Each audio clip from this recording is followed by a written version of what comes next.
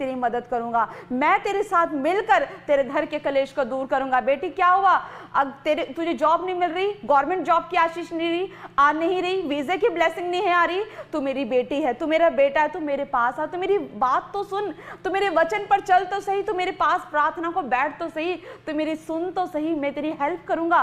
परमेश्वर आपकी हेल्प करना चाहता है क्योंकि वो भला पिता है, वो जानता है कि उसने आपकी हेल्प कैसे करनी है। हालेलुया। वो खुद कह रहा है मैं तेरी सहायता करूंगा, मैं तेरी मदद करूंगा।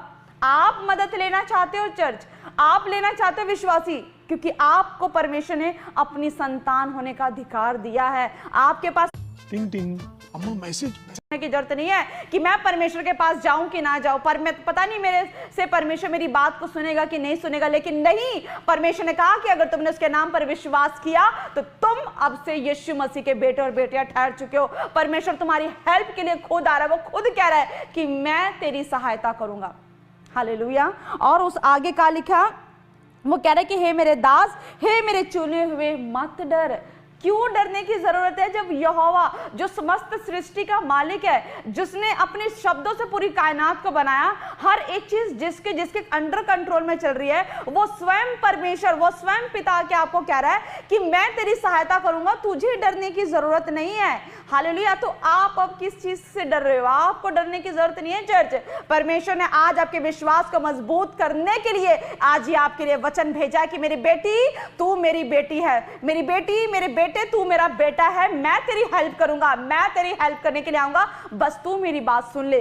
तुझे किसी चीज से डरने की जरूरत नहीं है। आज परमेश्वर कह रहा है कि जब तुम विश्वास करोगे, जब तुम आत्मा में तैयार होकर जब तुम खुदा के आगे घुटने टेकोगे, बेशक कुछ मत कहो, बेशक प्रार्थना करने नहीं आ रही, लेकिन यहोवा के सम्मुख बैठ जाओ, क्योंकि वचन कहता है कि जो परम प्रधान के छाया स्थान में बैठे रहे वो सर्वशक्तिमान की छाया में ठिकाना पाएगा। आपके पास शब्द नहीं है, आपको समझ नहीं आ रहा कि कैसे प्रार्थना करनी है, कोई बात नहीं, आप वर्शिप करो, आप वर्शिप लगा के बैठो, आप खुदा की तारीफ करो, आप तालियां बजाओ, हालेलुया, धन्यवाद की भेंट चढ़ाओ, आप प्रार्थना करने तो बैठो, आप उसके पास बैठो तो सही कि वो क्या कह रहा है, खुदा आपको क्या बोलना चाहता है। परमेश्वर कहता है मेरी बेटी मेरे बेटे सुन ले, सुन ले, बस सुन ले, और वो खुद अपने आप हेल्प करेगा, वो खुद अपने आप आपके लिए डिवाइन हेल्पर देगा। आपको किसी चीज के डरने की जरूरत नहीं है। कोई बीमारी है, कोई बात नहीं, आप बैठो, बस परमेश्वर के सम्मुख बैठ जाओ, बैठ जाओ। जब आप बैठोगे तो आप उस यहोवा के अंडर कंट्रोल में हो, आप उसके पंखों के तले हो। आपको कोई बीमारी अब हरा नहीं सकती, आपको कोई कलेश हरा नहीं सकता, आपको कोई भी कर्जे की प्रॉब्लम हरा नहीं सकती, आपको कोई भी घर का कलेश आपको हरा नहीं सकता।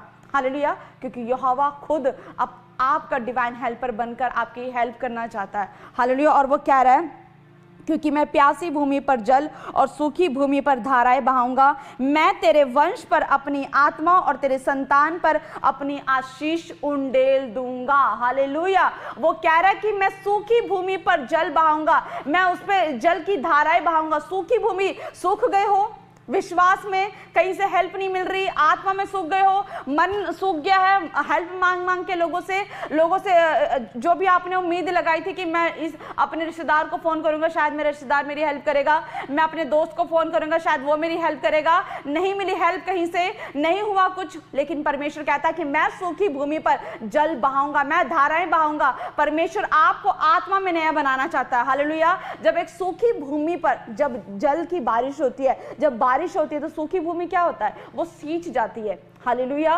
और जब वो सींच जाती है तो उस पर हरियाली आती है, हरियाली आती है और वो सब कुछ नया हो जाता है। हालेलुया। वैसे ही परमेश्वर कहता है कि जब आप खुदा के सम्मुख